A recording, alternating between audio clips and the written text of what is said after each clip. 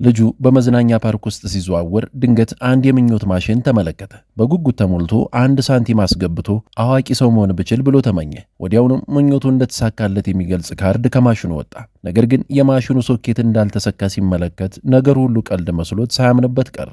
በዚያን ዕለት ምሽት ልጁ በሰላም ተኝቶ ሳለ በውጭ ነጎድጓድና መብረቅ የቀላቀለ ኃይለኛ ማዕበል ይወርድ ነበር። በማግስቱ ጧት ግን የሚገርም ነገር ተከሰተ። ልጁ ፊቱን ለመታጠብ ወደ መታጠቢያ ቤት ሲገባ አካሉ ተለውጦ የ20 ዓመት ጎልማሳ መስሎ ታየው። ነገሩ እንደ ህልም የመሰለው ልጁ አይኖቹን አሽቶ ዳግም ወደ መስታወቱ ተመለከተ። ህልም አልነበረም። በእርግጥም የአሚጢጥዬ ልጅ ወደ ትልቅ ሰው ተቀይሮ ነበር። በዚህም የትላንቱ የምኞት ማሽን እውነተኛ እንደነበር አረጋገጠ። ወጣቱ በፍጥነት ሱሪውን ሊለብስ ቢሞክርም ጨርሶ ሊበቃው አልቻለም። ስለዚህ የአባቱን ሱሪ ለመልበስ ተገደደ። ከዚያም በብስክሌት እየበረረ ወደ መዝናኛ ፓርኩ አመራ። ነገር ግን ፓርኩ ሲደርስ ቦታው ጭር ያለና ባዶ ሆኖ አገኘው። ሌላ አማራጭ ስላልነበረው ወደ ቤቱ ተመልሶ የሆነውን ሁሉ ለእናቱ ለማስረዳት ወሰነ። እናቱ ግን ከፊቱ የቆመውን ይህን እንግዳ ሰው ስታይ በጣም ደነገጠች። ወዲያውንም ቢላዋ አውጥታ አባረረችው። እሱም ሕይወቱን ለማዳን ሲል ከቤት ሮጦ ለመውጣት ተገደደ። እርዳታ ፍለጋ ወደ ትምህርት ቤት ሄዶ የልብ ጓደኛውን አገኘው። ነገር ግን ጓደኛውም ሊያምነው አልቻለም። እናም በጣም ፈርቶ ሊያመልጠው ሲሞክር የራሱን የልጅነት ለየት ያለ የዳንስ ስልት አሳይቶ አስታወሰው። በዚህ ጊዜ